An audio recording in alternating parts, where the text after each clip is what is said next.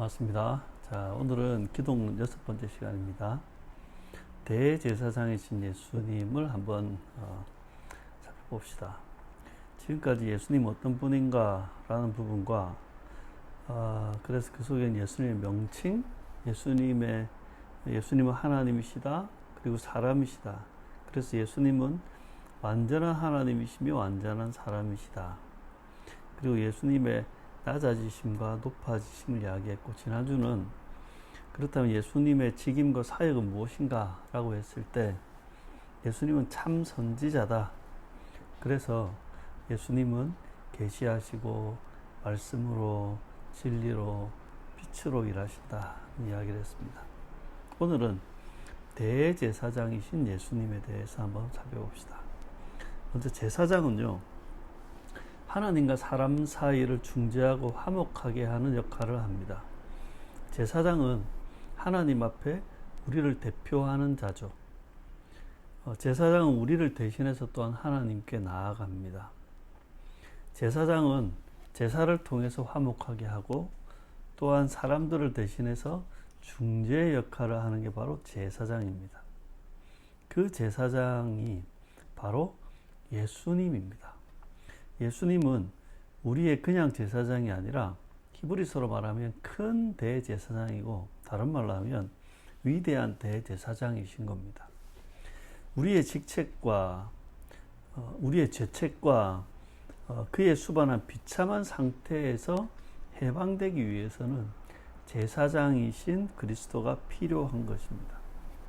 히브리서 3장 1절에 보면 대제사장이신 예수를 깊이 생각하라고 합니다. 히브리서 4장 14절에 보면 우리에겐 큰 대제사장이 계신데 이는 승천하신 이곧 하나님의 아들 예수시라고 합니다. 히브리서 8장 1절에 보면 지금 우리가 하는 말의 요점은 이러한 대제사장이 우리에게 있다는 것이라는 겁니다. 그리고 예수님은 대제사장이다. 큰 대제사장이다.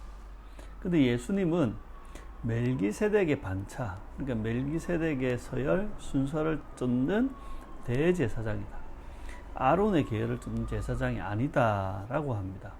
히브리서 5장 5절에 6절에 보면 또한 이와 같이 그리스도께서 대제사장 되심도 스스로 영광을 취하심이 아니요 오직 말씀하시니가 그에게 이르시되 너는 내 아들이니 내가 오늘 너를 낳았다 하셨고, 또한 이와 같이 다른 데서 말씀하시되 내가 영원한 멜기세덱의 반차를 따르는 제사장이라 하셨으니 라고 합니다. 여러분, 이 멜기세덱은요, 창세기 14장에 보면 살레망 멜기세덱이 나오는데 그는 왕이면서 하나님의 제사장입니다. 살레망 멜기세덱이라는 뜻이 뭐냐면 평화의 왕, 의의 왕인데 그가 바로 하나님의 제사장이라는 거예요. 그래서 예수님은 레위의 반열, 아론의 반열에서가 아니라 이 멜기세덱의 반차를 따르는 제사장이라는 겁니다. 또한 대제사장인 예수님은 우리의 보혜사이며 대언자이십니다. 보혜사는 뭐냐면 죄인을 보호하고 변호하는 중재자, 요즘으로 말하는 변호사 같은 사람인데요. 요한복음 14장 16절을 보면 내가 아버지께 구하겠으니 그가 또 다른 보혜사를 너에게 주신다. 그러면 또 다른 보혜사니까 지금 있는 보혜사가 있는 겁니다. 그게 뭐냐면 예수님인 겁니다. 그러니까 예수님이라는 보혜사 대신 성령님이라는 보혜사를 보내주신다고 하고, 요한 1서 2장 1절에 보면 하나님 앞에서 우리에게 대언자가 있다. 곧 의로우신 예수 그리스도시다고 합니다. 그러니까 대제사장인 예수님은 우리의 보혜사이시며 대언자이시는 겁니다. 그러면 예수님이 하시는 대제사장 사역은 뭔가 한번 살펴봅시다. 대제사장인 예수님은 죄악된 사람과 거룩하신 하나님 사이의 화해를 위해서 희생하셨습니다. 예수님이 우리를 위해 희생하셨다. 이걸 다른 말로 대속, 속죄, 속량이란 말을 씁니다. 그리고 무죄한 예수님이 우리의 죄책으로 인한 형벌, 즉 고난과 죽음을 대신 받으신 겁니다. 예수님은 완전한 제사장과 완전한 제물이 되어서 단번에 영원한 제사를 드린 겁니다. 예수님의 희생은 죄를 속하는 속죄 제사일 뿐만 아니라 하나님과 죄인을 화목하게 하는 화목 제사였습니다. 그렇게 예수님의 희생을 통해 그 진노하신 하나님이 만족해 되었다는 겁니다. 그래서 요한복음 1장 29절에 보면 보라 세상 죄를 지고 가는 하나님의 어린 양이다 라고 하고, 마가복음 10장 45절에 보면 자기 목숨을 많은 사람의 대속물로 주려 한다는 거예요. 로마서 3장 25절에 보면 이 예수를 하나님이 그의 피로써 믿음으로 말미암아 화목제물로 세우셨다. 요한일서 2장 2절에 보면 그는 우리 죄를 위한 화목제물이다. 그리고 이사야 53장 11절에 보면 그가 자기 영혼에 수고한 것을 보고 만족하게 여기실 것이라.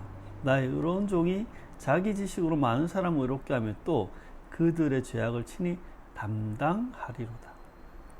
그래서 예수님은 하나님과 우리 사이를 화목하게 하기 위해서, 화해시키기 위해서 희생하셨다. 뿐만 아니라 대제사장 예수님은 우리를 위해 중보하시고 간구하십니다. 하나님의 모든 것은 그리스도를 통해서 우리에게 주어집니다. 은혜도 복도, 또한 우리에게 필요한 모든 필요도, 그리고 우리의 모든 것은 예수 그리스도를 통해 하나님께 드려집니다. 우리의 봉사도, 우리의 예배도, 우리의 헌신도.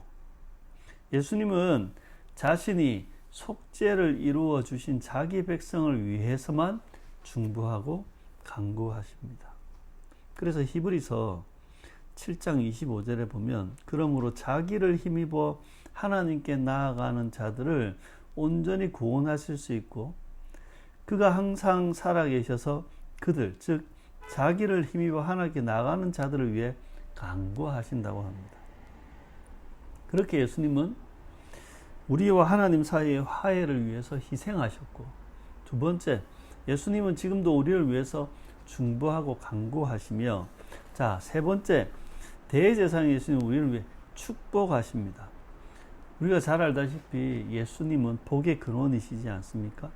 모든 신령한 복은 그리스도를 통해 우리에게 주어집니다.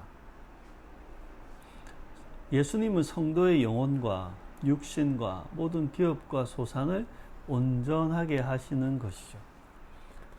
민수기 6장 24절에서 26절에 보면 제사장의 그 복이 나옵니다.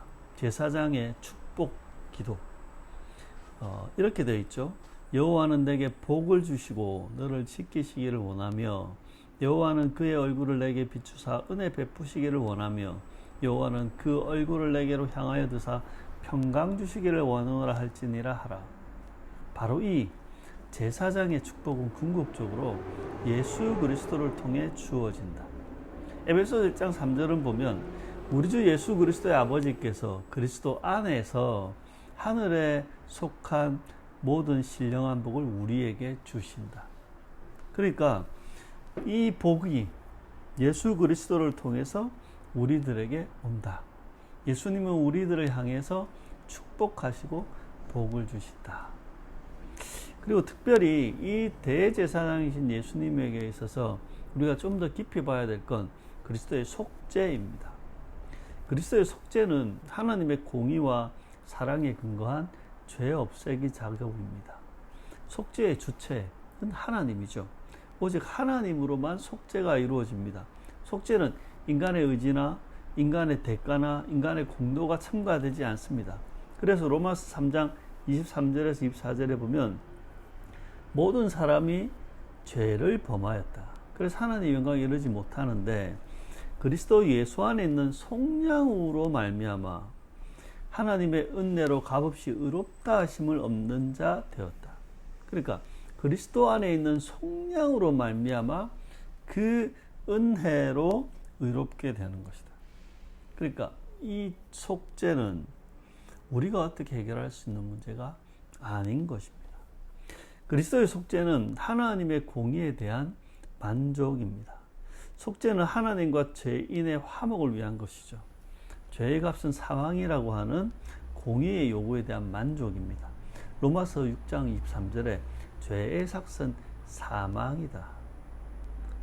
하지만 이 그리스도의 속죄를 통해서 우리는 하나님과 화목될 뿐만 아니라 이것이야말로 하나님의 뜻이 성취되는 것이라고 이사야 53장 10절은 이야기합니다.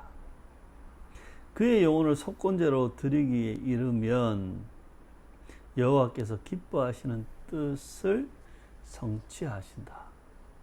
그러니까 그리스도의 이 속죄로 말미암아 그의 단번에 영원히 드리는 그 제사로 말미암아 여호와께서 기뻐하시는 그 뜻이 성취되고 만족된다. 그렇게 예수님은 우리를 대신하여 속죄하셨습니다. 그래서 우리는 이것을 그리스도의 속죄를 대속이라고 합니다. 대리적인 속죄죠. 궁극적으로 속죄는 인간의 행위나 활동이 될 수가 없어요. 오직 그리스도 안에서만 죄인을 대신하여 속죄할 수 있는 오직 그리스도만이 죄인을 대신해 속죄할 수 있는 대속자입니다. 우리 이사야 59장 20절에 보면 시온에 그 구속자가 오신다. 대속자, 속량자가 오신다는 이야기를 했잖아요. 그러니까 하나님께서 우리 죄를 그리스도께 담당시키셨고 그분이 우리 죄를 짊어지심으로 우리의 죄가 속죄된 것입니다. 그러니까 예수 그리스도께서 죄인을 위해서 대신 죽으신 것이죠. 레위기 6장 7절에 보면 제사장은 여호와 앞에 그를 위하여 속죄한다고 합니다. 이사야서 53장 6절에 보면 여호와께서는 우리 모두의 죄악을 그에게 담당시키셨다. 이 그는 바로 고난받는 종 메시아를 말합니다. 갈라디아서 3장 13절은 그리스도께서 우리를 위하여 저주를 받은 바 되사 율법의 저주에서 우리를 속량하셨다고 합니다. 베드로전서 3장 18절은 그리스도께서도 단번에 죄를 위하여 죽으사 의인으로서 불의한 자를 대신하셨다. 그렇게 예수님은 우리를 대신하여 속죄하셨다는 겁니다. 그러니까 속죄는 죄를 없애는 것인데 이 속죄는 하나님의 공의에 대한 만족이며 우리를 대신하는 속죄였다는 겁니다. 그리고 이 속죄의 과정을 보면 예수님의 순종을 통해서 이 속죄가 이루어졌다는 거예요.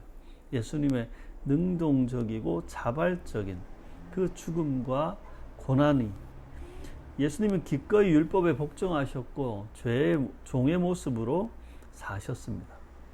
예수님의 순종을 통해서 죄의 형벌을 치르셨고 우리의 저주를 제거하신 겁니다. 그렇게 이 순종을 통해 우리에게 영생이 주어지고 또한 영생으로 인도되는 겁니다. 그 유명한 빌립보서 2장 8절에 보면 사람의 모양으로 나타나사 자기를 낮추시고 죽기까지 복종하셨다고 합니다. 그리고 이 복종은 곧 십자가의 죽음이다. 그러니까 예수님은 순종을 통해서 그 속죄를 이루셨다는 겁니다. 그리고 속죄에 있어서 우리가 놓치면 안 되는 것이 속죄는 제한적이라는 겁니다. 이걸 우리는 제한적 속죄란 말을 쓰는데요. 예수님은 온 인류를 위한 속죄를 하신 게 아니라 택한 자를 구원하기 위해서 고난당하시고 죽으셨습니다. 그러니까 자기 백성, 자기 양, 자기 교회를 위해 목숨을 버리셨다. 핏값을 치르셨다. 마태복음 1장 21절에 보면 그가 자기 백성을 그들의 죄에서 구원할 자이다. 요한복음 10장 15절에 보면 나는 양을 위하여 목숨 버린다. 무슨 양요? 모든 양이 아니라 내 양을 위하여. 사도행전 20장 28절에 보면 하나님이 자기 피로 사신 교회를 보살피십니다. 그러니까 이 예수님의 속죄는 온 인류, 온 세상을 향한 속죄가 아니라 자기 백성을 위한 속죄, 제한적 속죄다. 네. 그래서 대제사장이신 예수님에 대해서 그리고 예수님이 대제사장으로 하신 그 일들에 대해서 살펴봤습니다. 그럼 적용과 실천을 해보면, 특히 우리가 읽었던 본문 중에 히브리서가 참 많이 나왔다는 거 기억하십니까? 여러분, 히브리서는 대제사장이 예수 그리스도를 강조하고 증거합니다. 그래서 1장부터 11장까지는 이 대제사장이신 예수 그리스도를 강조하고 증명하는 그 이야기로 했다면, 이제 12장 13장에 오면 대제사장이신 예수 그리스도를 믿는 믿음으로 사는 게 뭐냐라고 하는 적용과 실천으로 연결되는데, 우리도 이 적용과 실천을 함께 연결했으면 좋겠습니다. 첫 번째, 우리의 고난과 유혹의 인생길에서 인내하며 대제사장이신 예수님을 바라보자는 겁니다. 히브리서 12장 1절에서 2절을 보면, 이러므로 우리에게 구름같이 둘러싼 허다한 증인들이 있으니 모든 무거운 것과 얽매이기 쉬운 죄를 벗어버리고 인내로서 우리 앞에 당한 경주를 하며 믿음의 주여 또 온전하게 하시는 이인 예수를 바라보자. 그는 그 앞에 있는 기쁨을 위하여 십자가를 참으사 부끄러움을 개의치 아니하시더니 하나님 보좌 우편에 앉으셨느니라고 합니다.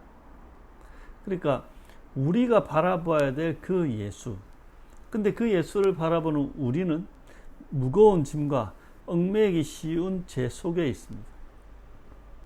우리가 붙들고 있는 것, 우리가 놓지 못하는 것, 그 욕망과 욕심과 또 이 세상의 많은 것들, 그 속에서 인내하며 예수를 바라보자는 겁니다. 이 예수는 영광의 예수가 아니라 십자가를 참으시고 부끄러움을 개의치 않으신 대제사장의 역할을 하신 그 예수님을 바라보자. 그래서 우리의 고난과 유혹의 인생길에서 예수님의 고난과 그 순종을 생각하자는 겁니다. 두 번째는 히브리서 12장 14절인데요. 모든 사람과 더불어 화평함과 거룩함을 따르라. 이것이 없이는 아무도 주를 보지 못하리라. 여러분, 대제사장이신 예수님이 이루신 그 화목을 실천하며 살아야 하는 겁니다. 그래서 사람들과 화목하셔야 됩니다. 특히 가까운 사람들, 여러분 배우자, 여러분의 가족, 믿음의 형제들, 가까이 만나는 그 이웃들과 화목하셔야 됩니다.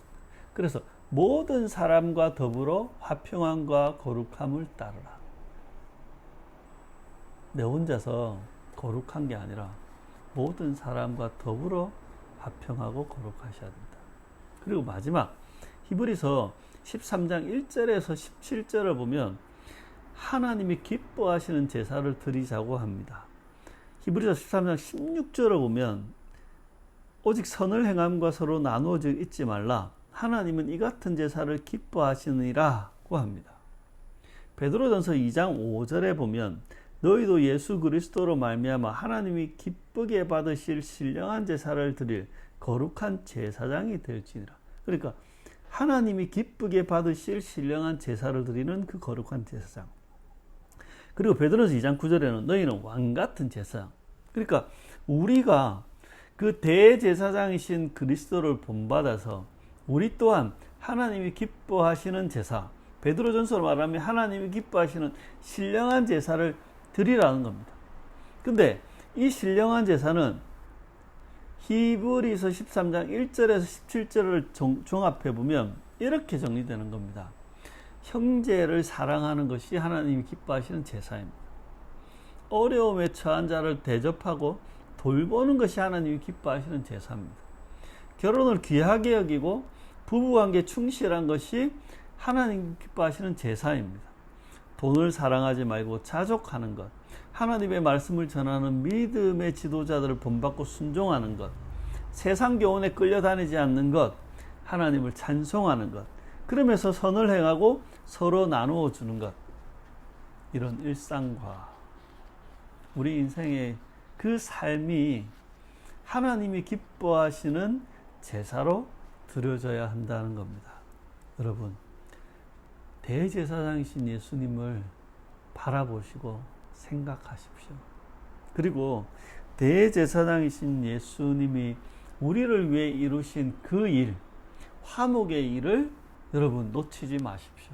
그래서 우리 또한 그 화목을 위해 살고, 또한 예수님이 하나님이 기뻐하시는, 만족하시는 그 기쁨의 제사, 그 만족의 제사를 드린 것처럼 제사장인 우리도 하나님이 기뻐하시는 삶의 제사, 신령한 제사, 일상의 제사를 함께 드리며 제사장으로서 살아가시고 역할을 감당하시길 당부드리고 축원드립니다.